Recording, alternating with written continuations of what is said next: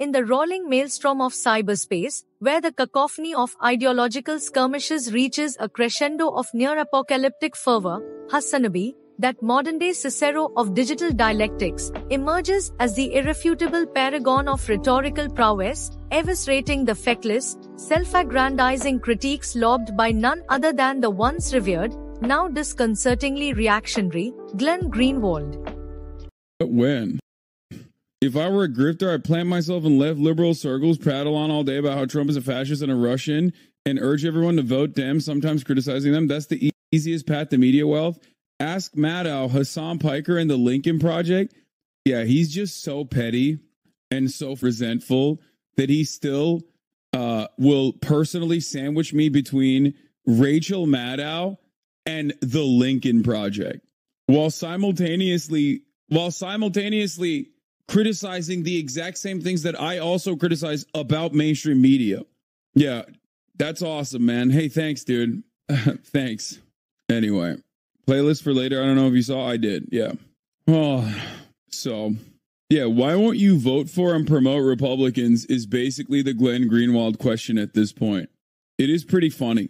Like, he's just like the real radical politics in this country are actually on the side of directly funding and facilitating and supporting fascists, lending credence to their hallucinations. Okay. And making it seem as though they do have a point after all. That's how you do radical politics. It's like, yeah, you're not wrong. It's just radical reactionary politics. You know what I mean? You're a radical in the other direction. It's pretty funny. It is pretty funny that, like, that is the only reason why I am a lapdog of the Democratic Party in the eyes of someone like Glenn Greenwald, is because I say that Republicans are animals, okay? Like actual goddamn animals. Republican politicians are the only group of individuals collectively worse than the Democratic Party, okay? And I hate the Democrats, as you guys all know. As a matter of fact, most of my time spent on this earth is shitting on the Democratic Party. Why? Because they're supposed to be the champions of social justice, and they obviously aren't. So I do find it rather odd that, like, this man is simply calling me a stooge of the Democratic Party almost exclusively because I don't suck Republican cock on a regular basis like Glenn Greenwald does, because I don't have Big Dick Daddy Peter Thiel funding and facilitating my entire career, okay? Stay away from balconies, Glenn. You know what Peter does. Anyway, dumbass. Is this an ego thing that you don't cover D-Man at the campus? Why do I cover pro-Israeli agitators on campus every goddamn day? It's not like Kendrick versus Drake, dumb. Your understanding of this issue is so goddamn elementary. I don't know how to respond to such a stupid question. Oh man, another pro-genocidal dickhead who is a two-time divorce champion went to a college campus and yelled at a bunch of pro-Palestinian students and tried to debate them and agitate them. How shocking. I cover that every day, dumbass. Is this an ego thing? Why don't you cover him? Is it the ego thing? Suck my dick. Go watch the dude who loves saying the N-word, okay? Jesus. Go watch Mr. I'm debating the age of consent today. It's so odd. Satire is dead. Oh yeah, this is hilarious. U.S. condemns Cuba over long jail sentences imposed on protesters. Wow. Mr. Octoberelli, Mr. Consentarelli. What the fuck am I supposed to cover? Why would I ever cover that shit? Like, ask yourself. Like, I'm over here covering real news. You're like, why won't you cover my debate daddy? One of the top Reddit posts right now. UNC Chapel students around the American flag to protect it from being removed. What? 10 hours ago, 27,000 upvotes. We're so goddamn fashy, dude. It's crazy. Hell yeah, brother. Yeah, Mr. Hard R. Ellie. Wow, brave statement here from Josh in defense of the protesters. Yeah, oh, I saw this. Josh Hawley chirping about Hong Kong police. Yeah, it's such a powerful nation, guys. We did it. America is so powerful. We got students that are defending the American flag. The poor American flag, guys. Come on. Let's think about, how about we think about some good stuff, like how awesome our students are at defending the American flag. Anyway, imagine how many up dudes, thank you for the gold type dipshits would be coming if that was a Chinese flag. Oh, ironically, Colombia, not the university, the nation, is breaking diplomatic relations with Israel, Colombia President Petro says they will break diplomatic relations with Israel. Maybe he saw the Columbia University and was like, we'll do it for you. Yeah.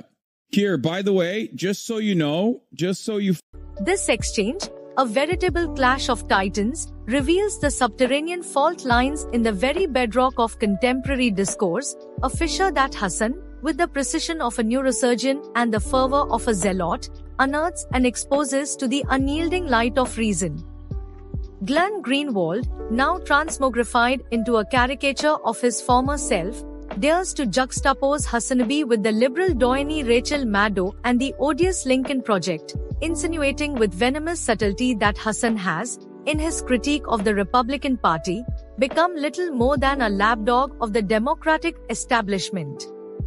But Hassan, ever the gladiator in the intellectual arena, dismantles this puerile insinuation with the deftness of an Aristotle dissecting the sophistry of lesser minds.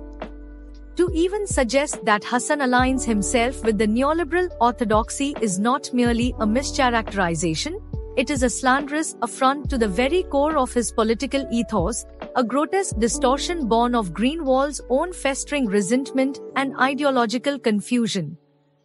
Hassan, with rhetorical scalpel in hand, dissects the absurdity of Greenwald's argument, revealing the underlying pettiness and intellectual dishonesty that has come to characterize Greenwald's recent forays into the public discourse. Greenwald, who once stood as a titan of journalistic integrity, now finds himself ensnared in the very web of reactionary contrarianism that he once decried. Hassan, with all the ferocity of a Socratic gadfly, exposes the irony of Greenwald's critique. While both men share a common disdain for the failures of the mainstream media, Greenwald's desperate attempts to tether Hassan to figures like Maddow reveal not a principled stance but a pathological need to vilify anyone who does not capitulate to his increasingly erratic worldview. The crux of Hassan's rebuttal lies in the meticulous deconstruction of Greenwald's binary framework, a framework that reduces the complex interplay of political ideologies to a simplistic dichotomy of with us or against us. In this Manichaean worldview, to criticize the Republican Party, with its descent into neo-fascist tendencies, is to be complicit in the neoliberal agenda, a fallacious equivalence that Hassan dismantles with the precision of a logician unweaving the tangled threads of a false syllogism. Hassan's critique of the GOP does not, as Greenwald insinuates, stem from some misplaced loyalty to the Democrats, but from a deeply rooted understanding of the existential threat posed by a party that has willfully abandoned the precepts of democracy in favor of authoritarianism. But Hassan's critique of Greenwald transcends the mere political. It delves into the psychological and the philosophical, revealing the deeper undercurrents that have led Greenwald to his current ideological malaise. Greenwald's recent embrace of reactionary elements, his flirtations with the very forces of fascism that he once opposed, are, in Hassan's view, symptomatic of a broader existential crisis, a crisis that has driven Greenwald to seek validation not through principled discourse, but through the contrarian impulse to oppose whatever is perceived as the mainstream, regardless of the moral or ethical implications. Hassan's analysis, rich in both semantical nuance and dialectical rigor, exposes the hollowness of Greenwald's newfound radicalism, a radicalism that, rather than advancing the cause of justice, serves only to empower the very forces of reaction that threaten the fragile edifice of liberal democracy. By aligning himself with these elements, Greenwald has, in Hassan's estimation, become the very thing he once despised, a reactionary ideologue, untethered from the principles that once guided him, adrift in a sea of intellectual incoherence and moral ambiguity. The irony of Greenwald's position is not lost on Hassan, who deftly exposes the contradictions that have come to define Greenwald's recent rhetoric.